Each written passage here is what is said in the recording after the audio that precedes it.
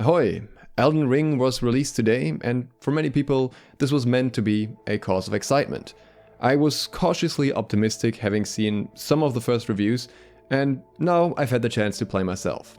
And unfortunately, after having had the chance to test the game, I have to say that the reported 10 out of 10 experience that a lot of the reviewers had on the console is not the case for me playing this game on PC. I want to strongly emphasize here that I'm talking from the perspective of a PC player and a PC player only. This is not regarding the console version, which I have not played. Unfortunately, in far more than just one way, Elden Ring's PC version feels like a terrible console port. You can absolutely tell from the moment that you get into the game that was designed with console in mind first. This is just a tiny detail, but the game makes this blatantly clear the moment you load in the first time. When you get into the start menu and the terms and conditions open, you're unable to drag the sidebar down by clicking on it with your mouse. You instead have to awkwardly scroll all the way down with your mouse wheel. This is a very minor inconvenience, but it also very much sets the tone for what's to come afterwards. Elden Ring's biggest issue by far on PC is the current optimization. For the majority of players, the game has constant frame drops. And we're not talking about the occasional drop that just annoys you a little bit, but very frequent ones that make your entire game stutter, which is very frustrating in a reaction-intense game. And this is not some outlier thing that is explained by bad hardware or anything. This is something that is so frequently happening that Elden Ring has now ended up with mixed reviews on Steam. I have played Cyberpunk, Fallout 76 and Borderlands 3 on launch, and none of them performed as poorly as Elden Ring does at the moment, and that's saying a lot. The devs are aware of the problem and have addressed it in a brief statement, but only really said that they will constantly work to improve the game so that it'll be better over time. They also claimed that updating your graphics card driver to the latest version may significantly improve performance. For me, it didn't make a difference at all. Neither did switching all my graphics settings around, lowering them to minimum, doing various outside of the game fixes that were suggested on Reddit, etc. is simply an issue with the optimization of the game itself or something related to easy anti-cheat. YouTuber ACG told me on Twitter that his test version ran better and had better performance overall and less of these issues, which makes me believe that maybe it wasn't so much a patch that changed anything here, but rather that they enabled easy anti-cheat.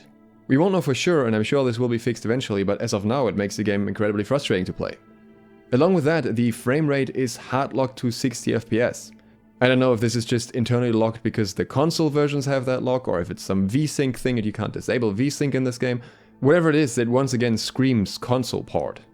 The same thing applies for the complete lack of ultra-wide monitor support, as well as the field of view being completely locked in. Now, modders are already working to fix some of these things, but should this really be something that needs a mod on a PC release? Unfortunately, the issues don't end there. Another problem that the game has is that the mouse sensitivity can currently barely be adjusted and most certainly not be set low enough for many players. This is something you can again work around if you manually change the DPI of your mouse, which in some mice is easier than in others.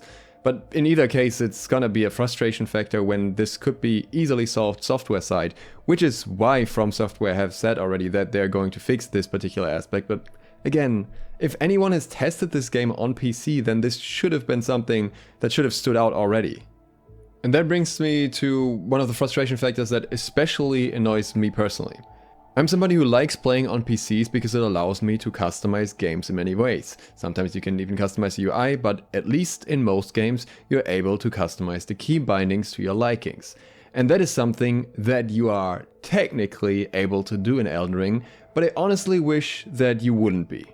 That's because the implementation of custom keybinds is so clunky and buggy that it may as well not exist.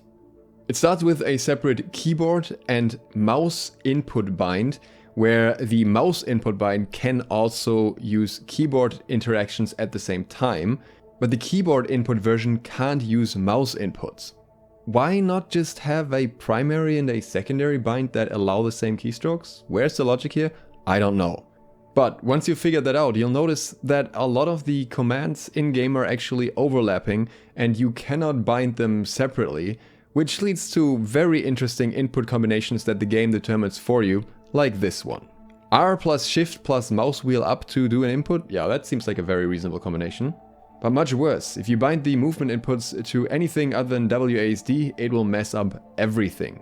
It'll lead to situations where you are navigating the in-game menu, which is mostly done through the keyboard and not really the mouse, and you are simultaneously moving behind that menu without any way to prevent it because you need to push the button for the movement, because it's also your selection key or whatever. And as far as I was able to find, none of the menu navigation keys can actually be rebounded anyways, which means you constantly have to switch back to a WASD layout for those menus anyways, which means you may as well stick to it the whole time because everything else just gets way too messy. Certain inputs also simply don't register in the keybinds menu, like for example the minus button, and the game is unable to differ between a clicked button and a held button, so if you want to have your heavier attack on hold left mouse, forget about it. Even with proper key bindings, the menu navigation is just bad. You can sometimes go back a menu by pressing escape, while other times you have to press Q. Sometimes you can select things by clicking on them, while at other times you can only select them by pressing E. There is no consistency here, and the right mouse button is criminally underused. Instead of having that as a cancel option to go back, it opens another menu that gives you the same inputs that you can see at the bottom of your screen. This leads to a weird back and forth, for example, in the character creator, where you naturally would select things with a mouse, but have to constantly use your keyboard in between in order to deselect things and go to the next menu instead of just clicking and dragging as you normally would. Yeah, I can hear you say, why are you not playing with the controller? We'll get to that in a second. I wanted to mention two smaller things that also seemed somewhat bizarre to me. On one hand, the messages from other players across the world were just extremely spammy and all over the place. I was expecting some, but in the early areas it got so bad that I actually had to switch to offline mode just to not constantly be flooded with them.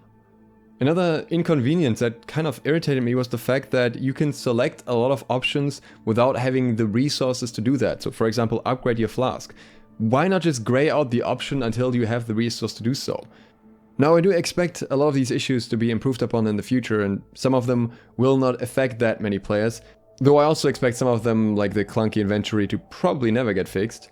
But the overarching point here is that this is not a 10 out of 10 game experience as so many reviewers initially proclaimed. In fact, the current experience for me personally was so negative that I would not recommend buying the game at this point. For all we know, it might already be better a few days or maybe in a few weeks when the next graphics driver update comes out, who knows.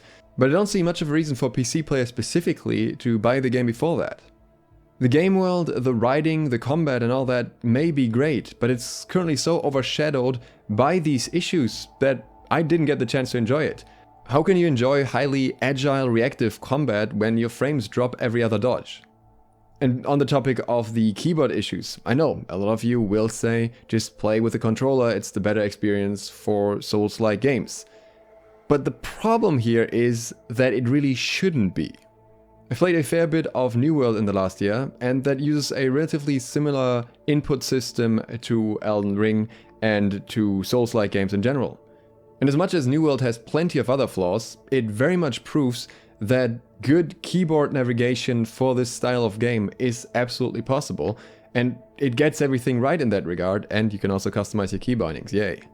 So when the head of From Software says in an interview with Edge magazine, Elden Ring is based on a culmination of everything we've done with the Dark Souls series and our games thus far, and creates a brand new whole that couldn't have been possible before, then I wonder, what were the lessons learned here?